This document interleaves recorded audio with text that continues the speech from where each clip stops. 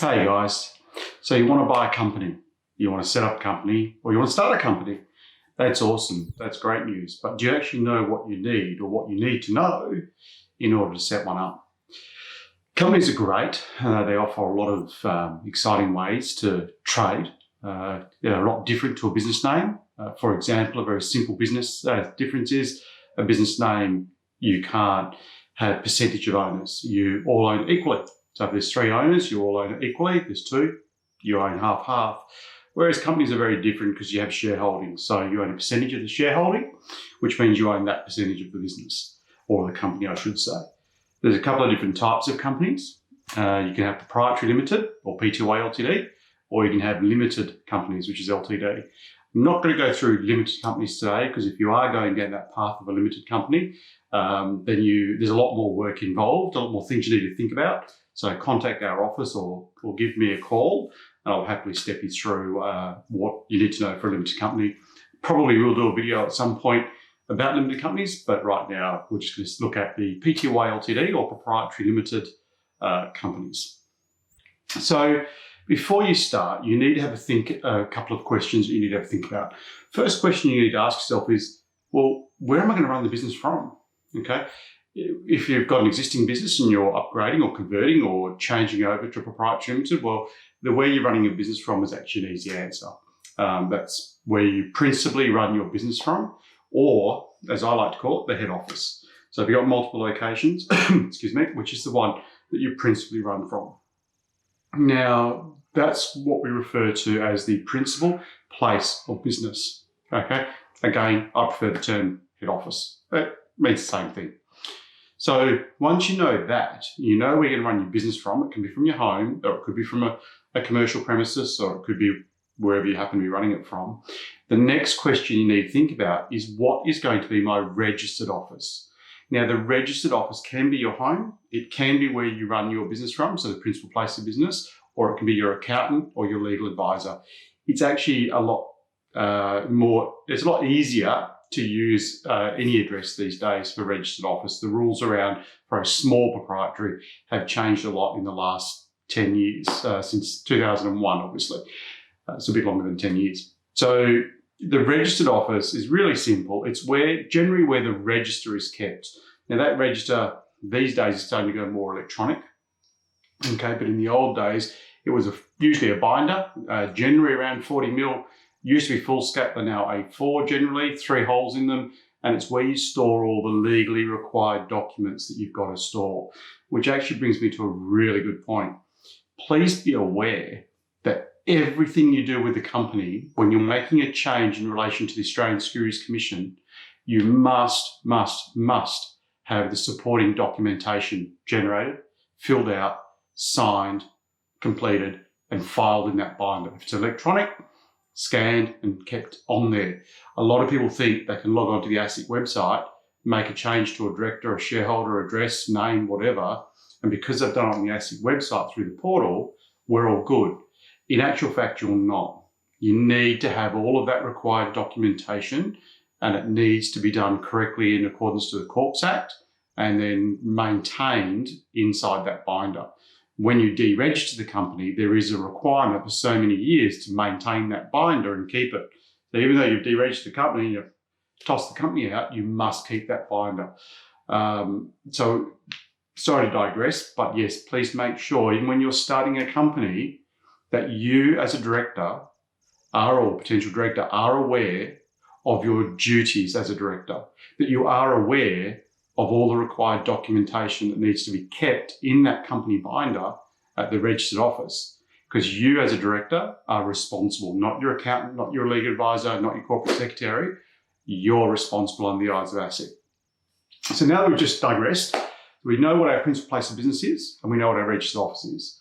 So as we now go through that Form 201, the next question we ask is, well, who are the directors? Who's the public officer?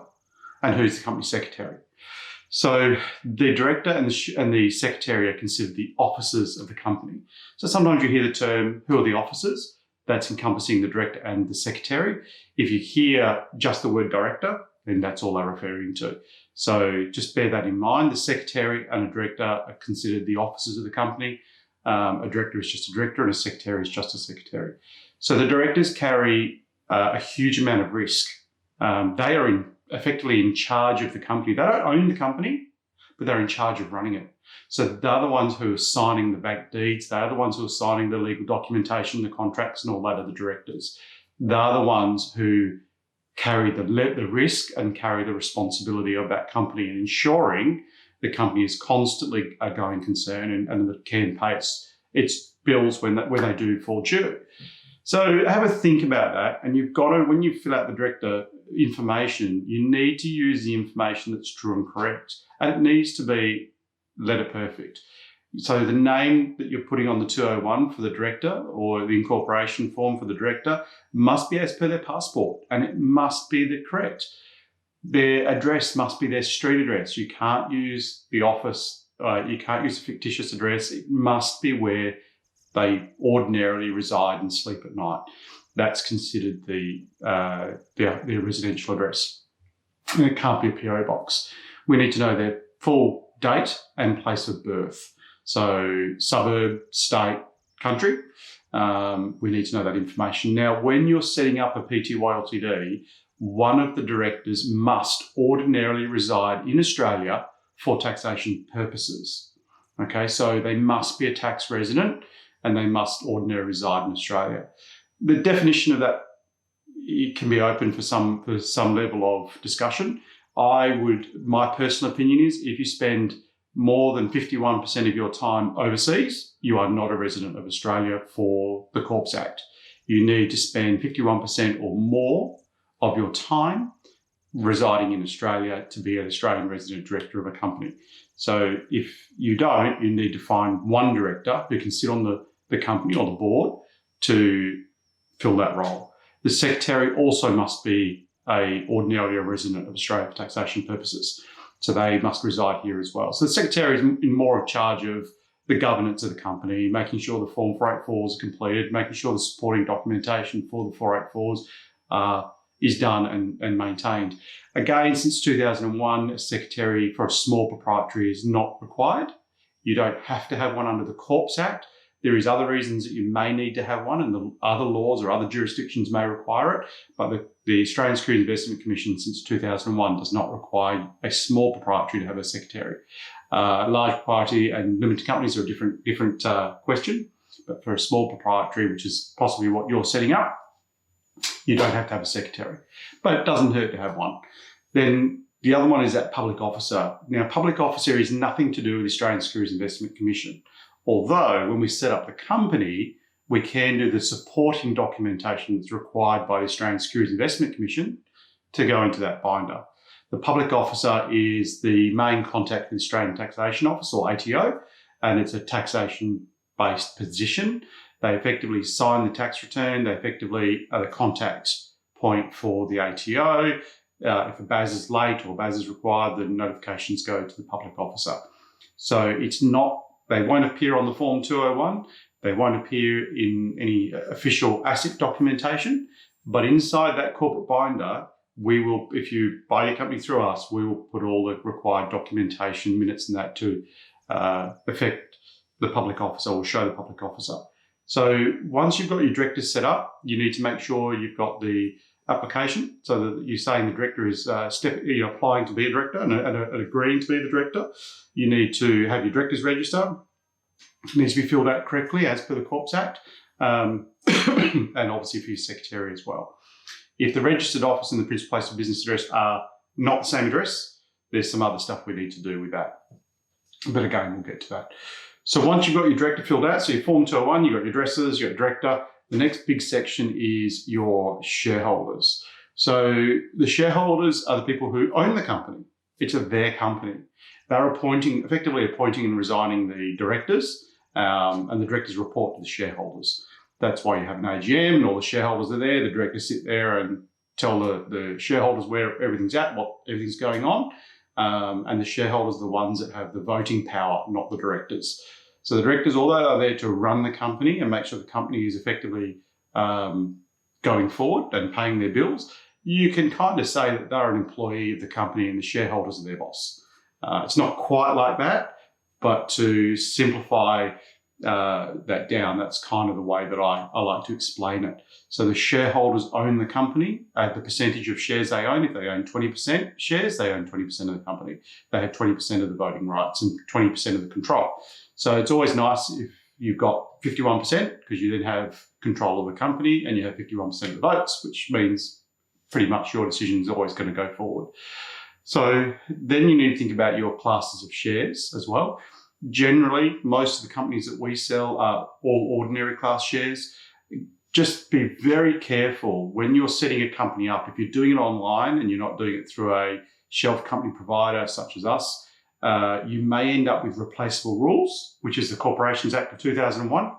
And therefore the share class, which is the description around what rights and responsibilities that share does or does not have, is based on the Corps Act or based on the replaceable rules. If you've got a constitution, which is my opinion, the better way to go, that outlines the rights and responsibilities and that around each share class. So the problem is with replaceable rules, if you don't know what each class is, you may appoint or allot a set of shares at a class that does not have voting rights. So when it comes to voting on doing something, where a shareholder needs to make that decision, you can't do that because you've got no voting rights.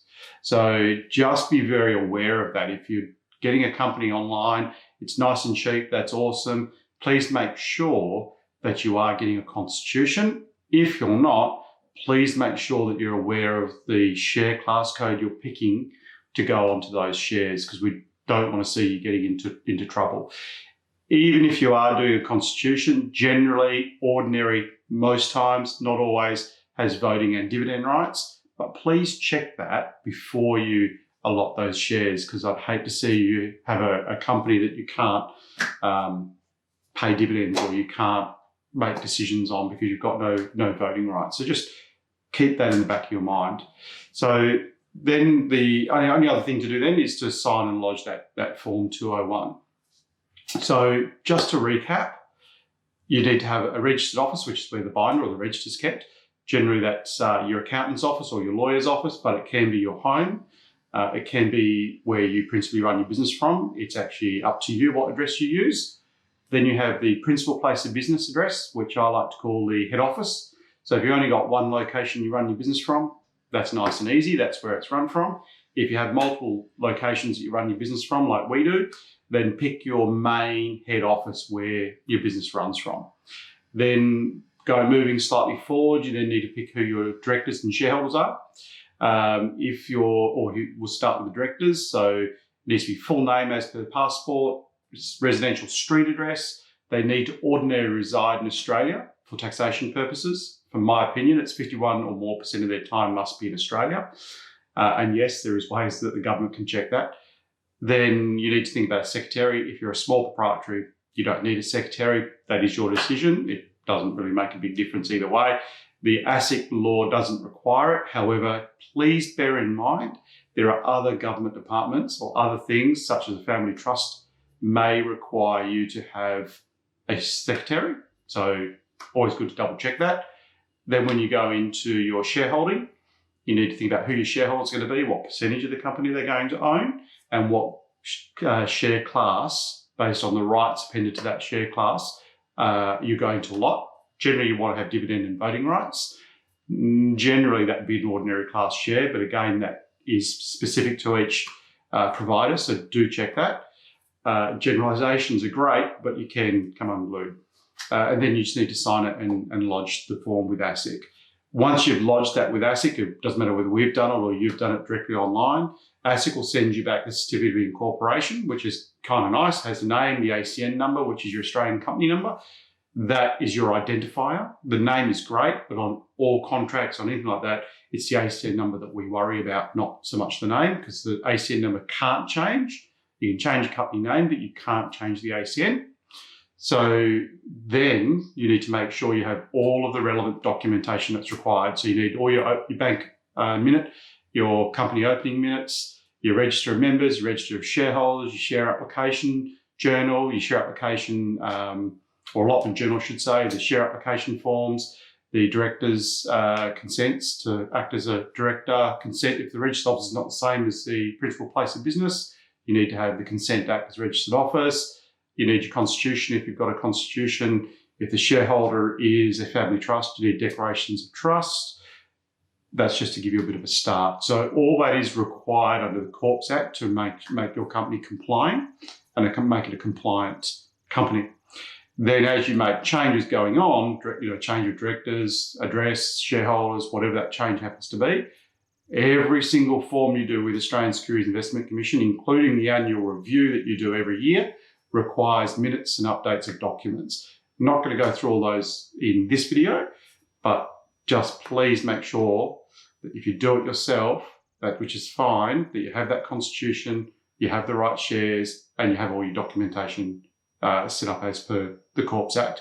Any problems, contact our office, have a chat to me. More than happy to help out.